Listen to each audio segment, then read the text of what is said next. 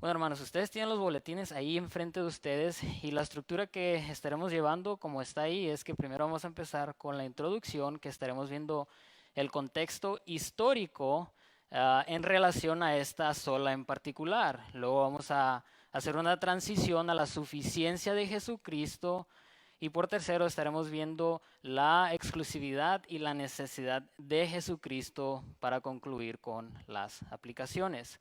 Así que me gustaría empezar en esta tarde con la introducción, que es el contexto histórico. Um, entonces hablemos un poco de cómo es que se desarrolló esta sola, la solo Cristo. Algunos de ustedes tal vez se podrían preguntar, oye Leo, pero ¿cuál fue el conflicto doctrinal que puede haber con la Iglesia Católica Romana? ¿Cuál fue el conflicto doctrinal que puede haber con ellos o que los reformadores alcanzaron a ver?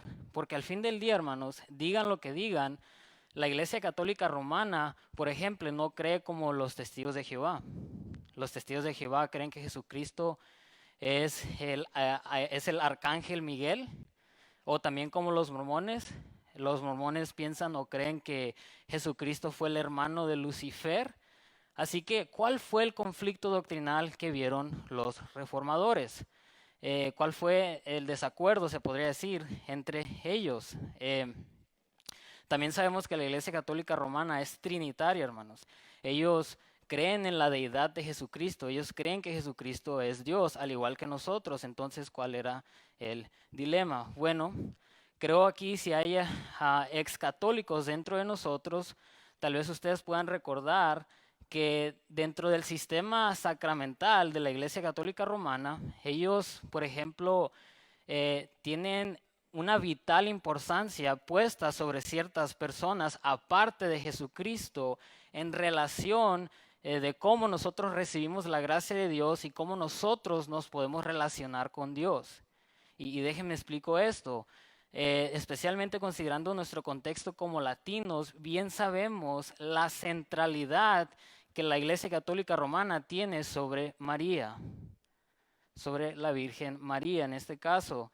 Y es precisamente a través del entendimiento católico romano que ellos piensan, por ejemplo, o elevan a María a una posición muchas veces como de intermedio, como de mediador bajo Cristo. Llega al punto, se podría decir, si nosotros contemplamos lo que creemos como cristianos, está Dios el Padre arriba, estamos nosotros como pecadores, y el mediador que tenemos es solamente Jesucristo, como nos dicen las Escrituras. Ellos lo tienen de esta manera: está Dios el Padre arriba, está Jesucristo, está María, y luego estamos nosotros después. Así que tienen un mediador bajo otro mediador. Y hermanos, esto no es un abuso de la gente. Esto no se hace en base a ignorancia de la gente, porque muchos podrían decir, bueno, eso no es realmente lo que la Iglesia Católica cree, sino que la gente lo ha malentendido, lo ha malinterpretado, y esos son los resultados. Pero hermano, esto es algo dogmático de las creencias católicas, es algo que tú puedes encontrar en las escrituras católicas, así que no tiene que ver con la ignorancia de las personas, sino las creencias teológicas de la Iglesia Católica. Ahora, el hecho de que pongan a María como mediador, lo que terminan haciendo es que convierten a Jesucristo como un tipo juez, o sea, lo empujan para arriba. Ahora Él se convierte como un tipo juez. Entonces aquí vemos por qué hay una necesidad en cierta manera de tratar de crear más mediadores entre nosotros y Dios. Eh, Encontramos tal vez muchas personas que oran a María. No sé si ustedes han escuchado las oraciones, o incluso ustedes, si eran católicos, les tocó rezar o orar a María precisamente como intercesora. La ven como intercesora, y unas personas o algunas personas incluso piden o le piden a María que lo salve. Hasta ese punto llega esta cuestión. Y es por eso que veo que ellos lo ven o ven a María como un tipo mediador. Y algo que sí quiero que tengamos en mente, hermanos, al desarrollar este sermón, es esta verdad. Roma, hermanos, o la Iglesia Católica Romana, no tiene una obra terminada de Cristo. La Iglesia Católica Romana no tiene una obra terminada de Cristo, y esto tendrá un poco más de sentido mientras avanzamos. Obviamente, si tú le preguntas a los católicos, ellos no te van a decir esto. Ellos incluso te dirán, no, nosotros sí creemos que Cristo hizo una obra y que su obra ha sido completada. Es lo que te van a decir. Pero hermanos, al examinar precisamente sus posturas teológicas, no solamente lo que acabamos de ver de María, pero también al contemplar, por ejemplo, la posición doctrinal de ellos en relación a la misa, lo que se lleva a cabo a través del servicio de ellos, la misa, ellos piensan o creen que precisamente lo que se está llevando a través de la misa es el sacrificio propiciatorio de Cristo mismo. Eso es lo que enseña Roma, hermanos. No sé si a ustedes les ha tocado ver o cuando estuvieron ahí que el sacerdote levantaba la hostia. No sé si recuerdan eso y decía, este es mi cuerpo. No sé si se recuerdan, y esas son las palabras de consagración que los sacerdotes repiten cada vez que se saca la hostia. Ahora, este sacerdote dentro de la teología católica romana, él a través de la ordenación que se le ha dado, él tiene la autoridad y el poder al punto de que cada vez que repite esas palabras, este es mi cuerpo, ellos creen que un milagro está tomando lugar en ese momento, el milagro de la transustanciación, hermanos. Es una palabra grande, pero lo que quiere decir es que cada vez que el sacerdote dice, este es mi cuerpo, ellos piensan o creen que literalmente se convierte en el cuerpo de Jesucristo. De igual manera el vino se convierte literalmente en la sangre de Jesucristo. Entonces los elementos, en cierta manera, cobran vida bajo la doctrina de los católicos. Y esto es importante notar, hermanos. Cada vez que está la misa o cada vez que se lleva misa, como el día de hoy, lo que está sucediendo es que Cristo está siendo representado una vez más semana tras semana. Y esto tiene un gran problema, hermano. Tiene varios problemas. Pero lo primero que me gustaría señalar es que ese sacrificio que se está retomando una vez más, semana tras semana, a través de los elementos de la cena, ese sacrificio, hermanos, no perfecciona a nadie. No perfecciona a nadie. Incluso un católico romano puede asistir semana tras semana, miles de veces, puede estar expuesto a esto y aún así, hermanos, puede morir bajo impureza con la necesidad de tener que ir al purgatorio. Y explicaré un poco más del purgatorio ahorita, pero eso es la manera en que lo ven ellos. Un católico puede estar experimentando esto semana tras semana, el sacrificio de Cristo otra vez, podría decir, semana tras semana, y aún así puede terminar impuro, o en ciertos casos también puede terminar fuera del estado de justificación y va directamente al infierno. Y como les comentaba, esto es problemático. Entonces creo que hasta aquí podemos ver que tiene sentido de que ellos tengan la necesidad de tener un mediador entre otro mediador, porque ellos en cierta manera buscan suavizar la justicia de Dios que está sobre ellos. Y es por esa razón que muchas veces los católicos apelan a la persona de María para tratar de suavizar un poco la justicia de Dios. Pero hermanos, no solamente es María la que ven como intercesora, sino que hay muchísimos santos que ellos considerarían personas intercedoras. No sé si a ustedes, por ejemplo, les ha tocado ver el calendario litúrgico de la Iglesia Católica Romana, pero hermanos, casi en cada día del año tienen un santo. De diferentes regiones del mundo, pero casi todos los días del año tienen un santo al cual tú le puedes rezar. Hasta eso vamos, hermano. Hay literalmente un grupo de deidades minoritas, se podría decir, a través de los santos. Y aunque muchos católicos romanos no prestan mucha atención a esto, hermano, como les digo, esas son posturas teológicas que ellos tienen. Ellos creen, y está escrito en sus documentos, que ellos creen que los santos pueden interceder por uno mismo. Ahora, ¿qué es un santo de acuerdo a la Iglesia Católica Romana? ¿Cómo ellos entienden esto de ser un santo? Bueno, en la teología católica romana, un santo es una persona que tuvo, se podría decir, un exceso de méritos frente a Dios al punto de que cuando esta persona muere, puede disfrutar de ciertos privilegios. En este caso, cuando esta persona muere, va directamente a la presencia de Dios.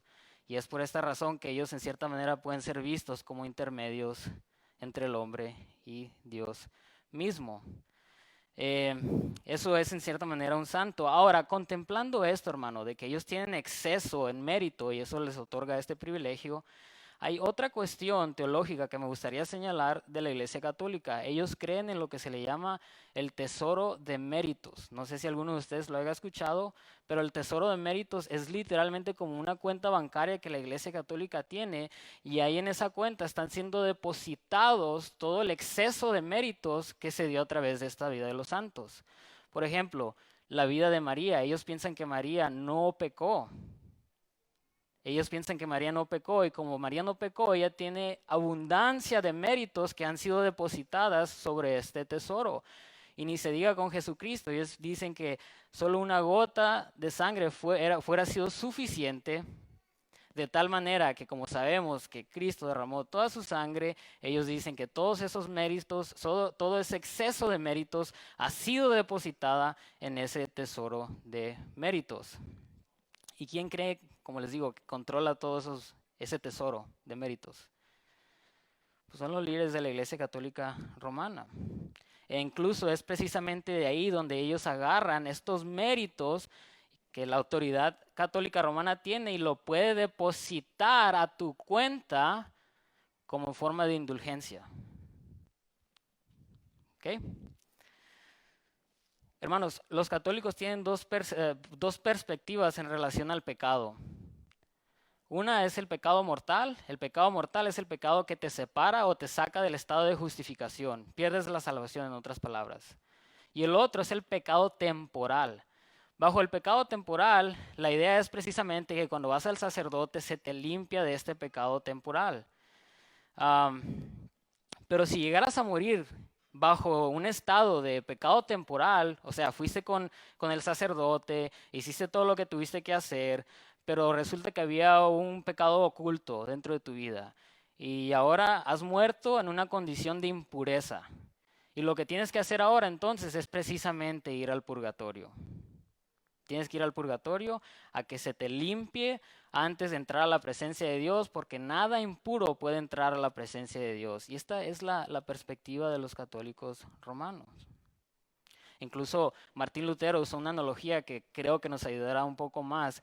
Él decía que la manera de entender esto es como si nosotros fuéramos escoria. Cuando nacemos somos escoria, ¿no? Hablando en cuestiones espirituales. Estamos espiritualmente muertos. La Iglesia Católica Romana cree en el pecado original. El distintivo aquí, hermanos, entre ellos y nosotros, es de que ellos creen que al momento de que se lleva a cabo el bautismo, que es usualmente a los niños, se les está limpiando del pecado original de tal manera de que ellos ya han entrado al estado de salvación. Es a través del bautismo que ellos logran hacer eso. Y ahora que ya ha sido limpiado, y supongamos en esta analogía de la escoria a el oro siendo lo que Dios quiere, ya que has sido transformado de la escoria a el oro, ahora tú en el trayecto de tu vida, tú puedes una vez más regresar a ser escoria si cometes un pecado mortal. O la otra opción es de que cometas pecados temporales y sigues siendo oro, pero ahora estás siendo tapado por la escoria misma.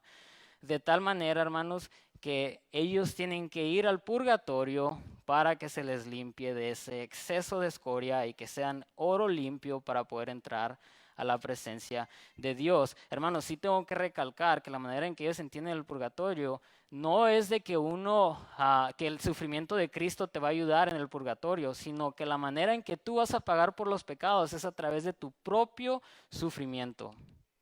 Es a través de tu propio sufrimiento. Y eso es precisamente lo que te va a limpiar. Ahora, hermanos, es por eso, en cierta manera, que las personas podrían en el tiempo de los reformadores comprar indulgencias. Eso es lo que vendía la iglesia, esas indulgencias. Hey, tú tienes pecado temporal, te vamos a vender indulgencias para limpiarte de ese estado personal y puedas entrar con Dios. Incluso recientemente el Papa más actual que tenemos comentaba y decía que si había personas que solamente pasaran por las puertas de ciertas catedrales en el mundo, iban a ser libres del pecado temporal. Es una forma de indulgencia. Entonces, hermanos, si ven hasta ahora por qué es que la iglesia protestante o por qué era lo que los reformadores respondieron con tal manera, de decir solos Cristos. El sistema romano, como lo vemos, ve que el sacrificio de Cristo, como les comentaba, no fue suficiente, ya que hay más cosas que uno tiene que hacer por sí mismo.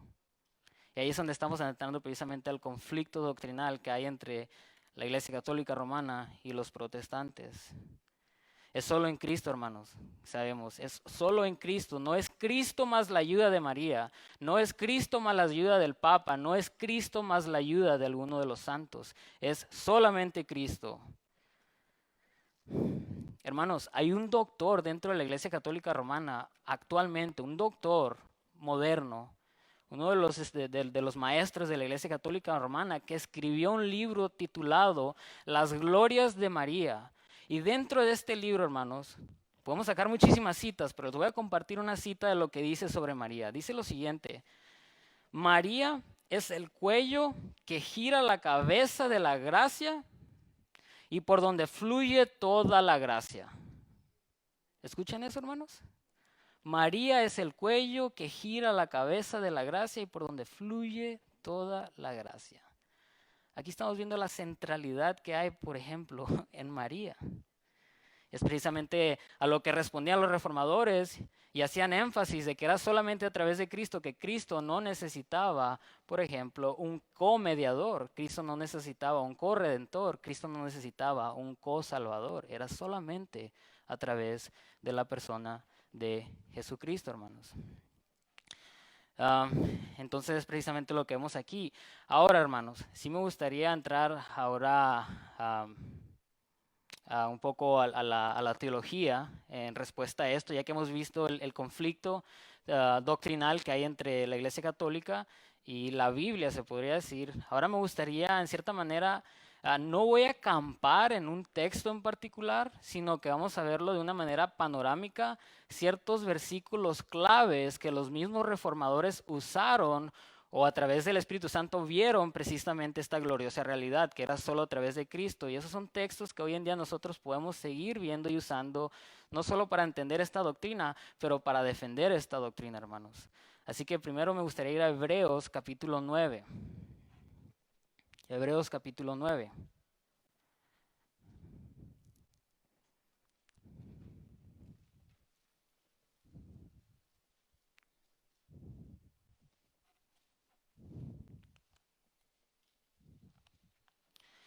Hebreos capítulo 9, versículos del 11 al 12 dice lo siguiente: pero estando ya presente Cristo, sumo sacerdote de los bienes venideros, por el más amplio y más perfecto tabernáculo, no hecho de manos, es decir, no de esta creación, versículo 12, y no por sangre de mancho cabrio ni de becerro, sino por su propia sangre, entró una vez para siempre en el lugar santísimo, siendo el cielo, habiendo obtenido eterna redención.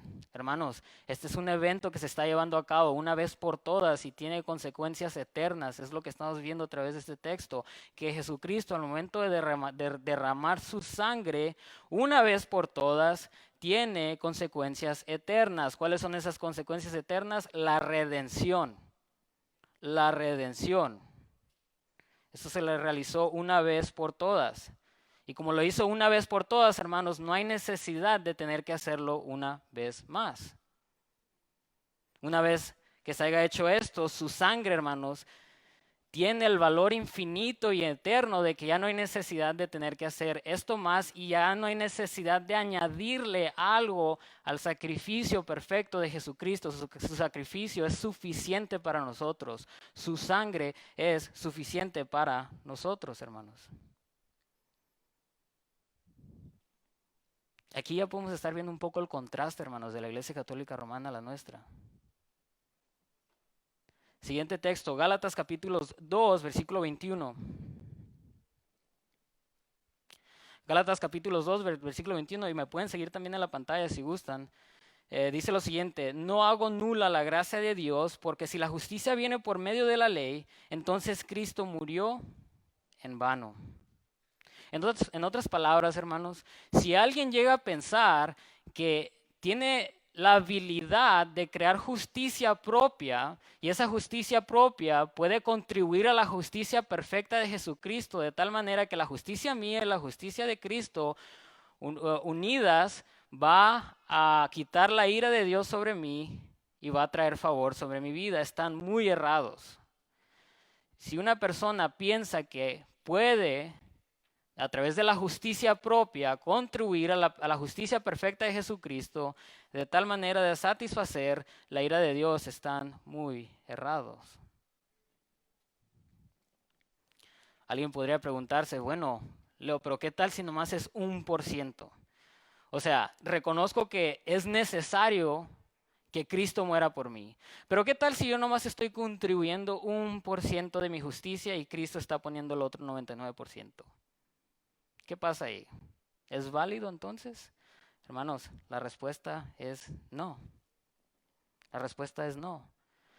Si contribuimos solamente 1%, entonces de nada nos sirve el sacrificio de Jesucristo. De nada nos sirve. .000, agrégalo lo que quieras, de nada nos sirve si nosotros traemos justicia propia a esto. Y para ayudarnos a entender un poco más, siguiendo ahí mismo en Gálatas capítulo 5, versículos del 2 al 4, dice lo siguiente, ayudándonos en esta idea de 1%. Gálatas 5, del versículo 2 al 4, dice, versículo 2, mirad, yo, Pablo, os digo que si os dejáis circuncidar, Cristo de nada os aprovechará.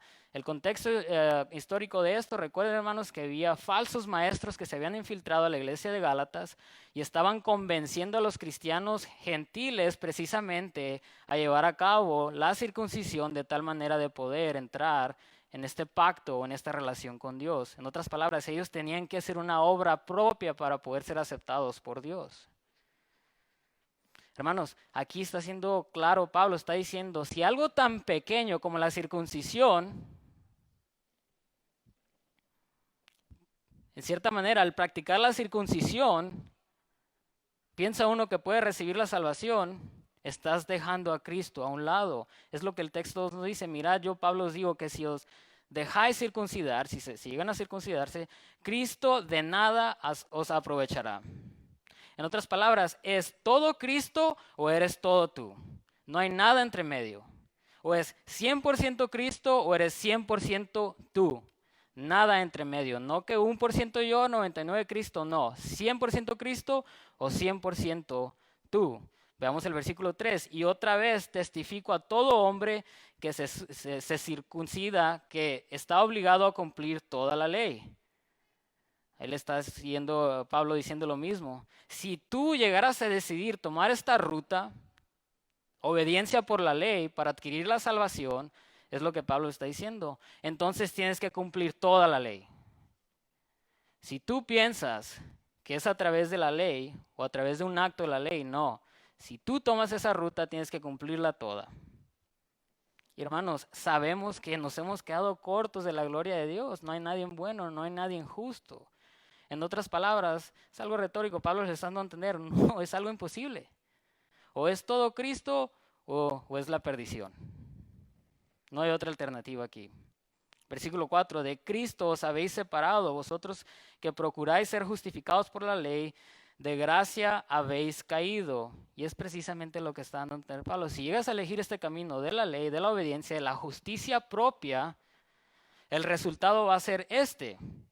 Que eres separado de Jesucristo y has, como dice lo último, te habéis caído de la gracia.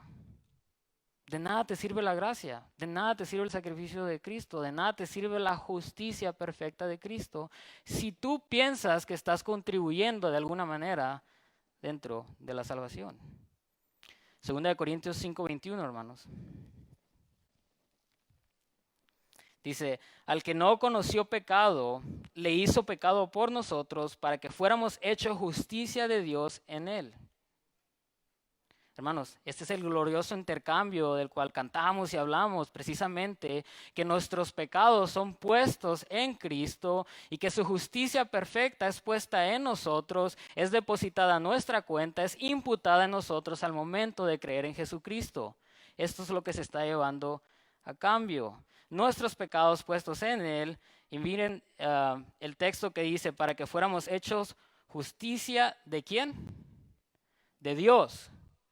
La justicia de la que estamos hablando aquí es la justicia misma de Dios. Es esa justicia la que estamos recibiendo. Es justicia perfecta. Hermanos, sería una blasfemia decir que esta justicia perfecta no es suficiente. Sería una blasfemia pensar de que nosotros podemos añadir algo más a la justicia de Dios. No es posible, hermanos. Es blasfemia, es en contra de lo que Dios nos ha dado gratuitamente a través de su Hijo. Como la justicia de Jesucristo es la justicia de Dios, no hay nada que nosotros podamos traer. No hay manera de mejorar algo que ya es perfecto, porque eso es lo que implica la palabra perfecto. Ya no hay necesidad de mejorar o agregar nada. Entonces, hermanos, es solamente en Jesucristo el fundamento de la justicia perfecta que nosotros necesitamos. La justicia de Jesucristo, en otras palabras, es suficiente para nosotros. Es suficiente para nosotros. Ahora veamos otro texto que creo es un poco más claro aún en esto de la justicia de Jesucristo. Romanos 5, del 17 al 19. Romanos 5, del 17 al 19 dice, porque si por la transgresión de uno, por este reinó la muerte, mucho más reinará en vida por medio de uno, Jesucristo, los que reciban la abundancia de la gracia y del don de la justicia. Versículo 18. Así pues, tal como por una transgresión resultó la condenación de todos los hombres, así también por un acto, otra vez hermanos, por un acto de justicia resultó la justificación de vida para todos los hombres. Porque así como por la desobediencia de un hombre los muchos fueron constituidos pecadores, así también por la obediencia de uno los muchos serán constituidos justos. Y aquí vemos el énfasis una vez más de la singularidad de Jesucristo, que no hay nadie más, hermanos. Así como hace el contraste ahí entre Adán y Cristo, de que fue solamente a través de la desobediencia de uno, no fue Adán más alguien más, solamente a través de la desobediencia de uno, que la humanidad cayó bajo la ruina del pecado. De igual manera, a través del acto justo de una persona de Jesucristo, nosotros hemos sido justificados de vida. Es solamente Cristo.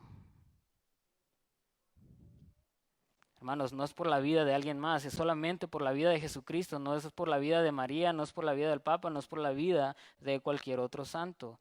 Es solamente a través de la obediencia perfecta de Jesucristo. Romanos 8:1-3, siguiendo en Romanos, dice lo siguiente. Por consiguiente, no hay ahora condenación. Contemplemos eso por un segundo, hermanos. Por consiguiente, no hay ahora condenación, no hay condenación, no hay condenación. Qué dulces palabras, hermano. En otras palabras, ya no hay juicio de Dios sobre nosotros, no está la ira de Dios sobre nosotros. Dice, continuando ahí, para los que están en Cristo Jesús. ¿Por qué? ¿Cómo es que sucedió esto, hermanos? Bueno, continúa el texto. Los que no andan conforme a la carne, sino conforme al Espíritu, versículo 2, porque la ley del Espíritu de vida en Cristo Jesús te ha libertado de la ley del pecado y de la muerte. ¿Cómo? ¿Cómo es que sucedió esto? Versículo 3, pues lo que la ley no pudo hacer, ya que era débil por causa de la carne, en otras palabras, si uno piensa que a través de la obediencia propia, de la justicia propia, al obedecer la ley, va a llegar a una condición libre de condenación, está equivocado. No se puede, hermanos, no se puede. Pero ¿qué es lo que Dios ha hecho entonces? ¿Cómo es que somos libres de la condenación? Bueno, dice, Dios hizo enviando a su propio Hijo en semejanza de carne de pecado y como ofrenda por el pecado, condenó el pecado en la carne. ¿De quién es la carne aquí? De Jesucristo. ¿De quién es el pecado que está siendo condenado? El pecado tuyo mío o el pecado de todos aquellos que confían en Jesucristo. Por lo tanto, hermanos, somos libres de la condenación precisamente porque el Padre en su amor mandó a su Hijo para que muriera por el pecado nuestro. Hermanos, no hay nada que uno pueda agregar a la obra perfecta de Cristo por nuestros pecados. Aquí estamos viendo la suficiencia de Cristo, la suficiencia de su sacrificio, la suficiencia de su justicia para nosotros. Por lo tanto, hermanos, el evangelio cristiano incluye estas verdades. Nosotros declaramos precisamente que es a través de Cristo, solamente su vida, solamente su sangre o su muerte y solamente a través de la resurrección. Estas son las únicas bases, hermanos, son las únicas bases que pueden satisfacer la ira de Dios sobre nosotros. Y de tal manera, por fe, somos unidos a Jesucristo por una eternidad. Ese es el evangelio bíblico, ese es el evangelio cristiano. No se le puede agregar nada más. Ahora, hermanos, aquí vamos a hacer transición a nuestro segundo o tercer punto, como lo tengan ahí, que es la exclusividad y la necesidad de Cristo. Y voy a concluir con otro texto más para fortalecer un poco más esto de la suficiencia de Cristo, pero ese mismo texto lo vamos a usar como manera de transición, porque nos enseña las dos cosas. Pero antes de entrar ahí, hermanos, sí me gustaría traer algo a nuestras mentes, creo que es de mucha importancia. Durante el tiempo de los reformadores, el contexto histórico ellos tenían precisamente este reto, contemplando solo por Cristo. ¿Cuál era el reto de ellos? Precisamente la corrupción de la Iglesia Católica Romana. Ya hemos visto cuáles son las posturas doctrinales de ellos. Y en cierta manera era una amenaza precisamente a esta gloriosa verdad de Dios. Es una amenaza. Y es por eso que respondieron. Ahora, eso fue más de 500 años atrás. Si nos adelantamos a nuestro tiempo actual, hay un nuevo reto, se podría decir. En el tiempo de los reformadores, hermanos, la mayoría de las personas estaban bajo una cosmovisión cristiana. Era raro encontrarte una persona que no creyera en Dios. Era raro, a diferencia de nuestros tiempos hoy, ¿no? Nosotros estamos bajo el posmodernismo y dentro del posmodernismo se encuentra una filosofía que está dominando hoy en día, que es el relativismo. Y dentro del relativismo, hermanos, algo que se ha enseñado es precisamente la idea, por ejemplo, de que todos los caminos llegan a Roma. ¿Sí han escuchado eso, no? Todos los caminos llegan a Roma. En otras palabras, no solamente hay una manera de llegar a Dios. No hay una manera de llegar a Dios, sino que es, al fin del día, tú puedes crear tu propia manera hacia Dios. Eso es lo que enseña el relativismo, hermanos. Las verdades objetivas quedan a un lado y el enfoque es en la experiencia del hombre. Yo puedo crear mi alternativa hacia Dios. Yo soy espiritual y yo de mi manera voy a llegar a Dios. Y esto, una vez más, hermanos, es una amenaza a esta gran verdad. Entrando aquí a la exclusividad y a la necesidad de Jesucristo.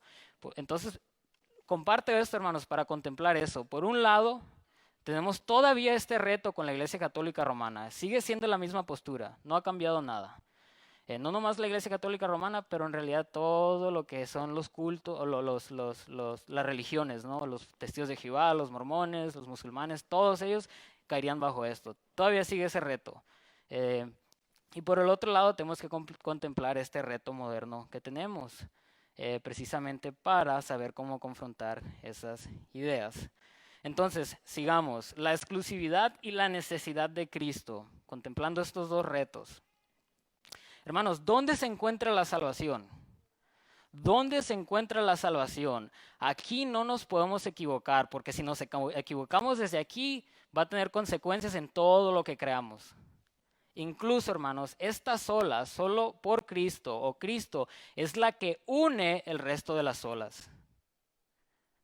Todo lo que hemos estado viendo, sola Escritura, sola gratia, sola fide, solo Cristo, solo Deo gloria, todas las olas están unidas precisamente en esta sola Cristo. Si erramos en esto, hermanos, vamos a errar en todo lo demás. Si tenemos definido que es solo a través de Jesucristo, por consecuencia va a ser solo a través de la gracia y solo a través de la fe. Aquí no podemos errar. Vamos a Hechos capítulos 4, versículo 12.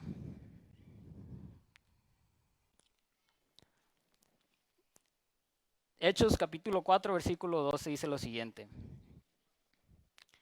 Y en ningún otro hay salvación, porque no hay otro nombre bajo el cielo dado a los hombres en el cual podemos ser salvos. Bueno, creo que ya me puedo bajar y me puedo retirar, hermanos. Clarísimo, clarísimo. Y en ningún otro hay salvación, porque no hay otro nombre bajo el cielo dado a los hombres en el cual podemos ser salvos. Y noten, hermano, que aquí no está diciendo no hay en nada más. No está diciendo que no hay en nada más. Está diciendo de que no hay salvación en nadie más. Está haciendo referencia a una persona, nadie más. Esto entonces no tiene que ver con una cosa, sino que tiene que ver con una persona. En nadie más hay salvación, sino en la persona de Jesucristo. No hay salvación en ninguna otra persona, no hay salvación en la iglesia, no hay salvación en la institución, no hay salvación en la membresía de la iglesia, no hay salvación en el bautismo, no hay salvación incluso en el código de conducta propio de uno mismo. No hay salvación en esas áreas. Es solamente a través de Jesucristo. Salvación solamente se encuentra en un lugar y este lugar es una persona y esa persona es Jesucristo. Jesucristo. Si vamos al versículo 10, ahí mismo, en Hechos 4, versículo 10, un poquito después del 10, dice el nombre de Jesucristo, es el nombre de Jesucristo, el Nazareno, a quien vosotros crucificasteis y a quien Dios resucitó de entre los muertos. Este es el Cristo que salva, hermanos. Es el Cristo que fue crucificado y el Cristo que ha resucitado de los muertos. Y en esto sí somos dogmáticos nosotros, hermanos. Aquí no vamos a negociar. Esto es dogmático para nosotros. Y las escrituras, hermanos, son muy claras en esta área. Clarísimas. No hay ninguna gota de gracia salvífica que se pueda encontrar fuera de Jesucristo, hermanos. Ninguna gota de gracia salvífica. Solamente en Jesucristo. Hermanos, una persona no puede poner su pie en Jesucristo y el otro pie en la iglesia y pensar que va a recibir la salvación. Eso es un compromiso parcial. Si una persona piensa que puede confiar en Jesucristo y a la misma vez puede confiar en la iglesia para salvación, está muy errada. Ahí no hay salvación. Entonces confiar precisamente en la iglesia, confiar una vez más en la institución, confiar en el bautismo, confiar en cualquier otra cosa que no sea Cristo o solo Cristo, no trae salvación. Tenemos que poner ambos pies en Cristo y tenemos que confiar solamente y exclusivamente en la persona de Jesucristo para recibir salvación. Como veíamos en nuestro texto, la salvación no está en ningún otro nombre. No está ni en Moisés, hermanos, no está ni en Pablo, no está ni en María, no está ni en el Papa, no está en Buda, no está en Alá. No hay ningún otro nombre que se ha dado, solamente el nombre de Jesucristo. Él es el único Hijo, el que el Padre ha enviado para morir por nuestros pecados. Es el único Salvador que el Padre ha mandado. Jesucristo es la única puerta hacia la vida eterna, hermanos. Él es el único buen pastor. El Evangelio de Juan, capítulo 14, 6, dice lo siguiente. Jesús le dijo: yo soy el camino y la verdad y la vida. Nadie viene al Padre sino por mí. Primera de Timoteo 2:5 dice, porque hay un solo Dios, hablando Pablo, porque hay un solo Dios y también un solo mediador entre Dios y los hombres, Cristo Jesús, hombre, quien se dio a sí mismo en rescate por todos, testimonio dado a su debido tiempo. Más claro no puede estar, hermanos. ¿Saben qué es un mediador? Un mediador es aquella persona precisamente que está entre medio de dos partidos en los cuales hay conflicto, donde hay hostilidad entre dos partidos. El mediador lo que busca hacer es reconciliar a estos dos partidos. Pero para poder lograr eso de una manera adecuada, este mediador tiene que representar completamente a ambos partidos. Y aquí es donde viene precisamente, hermanos, la necesidad de Jesucristo. Es el Dios hombre y es solo a través del Dios hombre que esto se puede hacer. Hermanos, personas hoy podrían decir, oye, pero ¿en serio tú piensas que Dios nomás ha creado una manera? ¿Solo hay un camino hacia Él? ¿Tú piensas que Dios, el Dios todo soberano, no tiene maneras o no tiene alternativas. Hermanos, no hay una alternativa. Esta es la única manera de que Dios puede ser reconciliado con los hombres, o los hombres pueden ser reconciliados con Dios. Es solo a través del Dios hombre, hermanos, que se puede hacer esto. Cristo representa a Dios completamente, precisamente porque es Dios. Y a la misma vez, Cristo representa a la humanidad porque es hombre. Y es precisamente lo que Juan 1:14 dice, y el Verbo se hizo carne y habitó entre nosotros, y vimos su gloria, gloria como del unigénito del Padre, lleno de gracia y de verdad. Entonces, por la mediación del Señor Jesucristo en la cruz, que hoy en día somos unidos al Padre, hermanos. Él ha reconciliado al Dios Santo con el hombre pecador. Esos eran los dos partidos, el ofendido, Dios, los culpables, nosotros. Así que Dios en su gracia y en su misericordia, Dios el Padre es precisamente que ha proveído un camino de salvación para nosotros. Aún, hermano, cuando éramos pecadores, aún en nuestro pecado Dios nos amó. ¿Y cómo nos amó Dios el Padre? Recuerden, Él es el ofendido. ¿Cómo es que nos amó Dios el Padre? Precisamente al mandar a su Hijo. Dios no tenía que hacer esto, hermanos. Dios no tenía que hacer esto, no estaba obligado a hacer esto, pero por su amor, Él decidió precisamente mandar a su Hijo. Es el amor del Padre entonces, la razón o el motivo por cual hemos recibido a el Hijo. Es por el derramamiento de la sangre del Hijo que hoy en día podemos ser reconciliados con el Padre. Es solamente por Cristo, hermanos. No hay muchos caminos hacia Dios. Como bien vemos, hay solamente un camino y es Jesucristo. Ahora, la cultura, hermanos, a escuchar este tipo de cuestiones, estas declaraciones de decir que solamente hay un camino hacia Dios, rápidamente la cultura moderna va a decir, oye, eso es muy exclusivo. A lo que nosotros contestaríamos, sí, exacto, es muy exclusivo. Y luego dirían, oye, pero eso es muy intolerante. Una vez más responderíamos, sí, Dios es intolerante a cualquier otra forma o método que uno pueda crearse por sí mismo a llegar a Él. Es solamente a través de Jesús. No hay otra alternativa. Proverbios 14:12 dice lo siguiente, hay camino que al hombre le parece derecho, pero al final es camino de muerte. También en Mateo 7:13 dice lo siguiente, entrad por la puerta estrecha, porque ancha es la puerta y amplia es la senda que lleva a la perdición. Y muchos son los que entran por ella, porque estrecha es la puerta y angosta la senda que lleva a la vida, y pocos son los que la hallan. Es precisamente la condición del mundo. James Montgomery Boyce, dijo lo siguiente precisamente en relación a esto, de estas declaraciones que nosotros hacemos que puedan aparentar muy exclusivas e intolerantes. Dice lo siguiente, dice, oh, cómo odia el mundo tales declaraciones. Si quieres que se rían de ti, que te desprecien, que te odien y hasta que te persigan, testifica de la exclusividad de Jesucristo. Di que Jesucristo es el único Salvador, que solo creyendo en Él se puede escapar de la muerte. El mundo los peleará a la muerte porque nada es más ofensivo para el hombre natural que enseñar que no podemos salvarnos a nosotros mismos, que es a lo que vimos la semana pasada, y que no podemos elegir nuestro propio camino y que si vamos a ser salvos debe de ser por Dios y la manera en la que Él tiene fijado. Aquí vemos la exclusividad de Jesucristo, ¿no? Esta es la exclusividad de Jesucristo, es solamente a través de Cristo.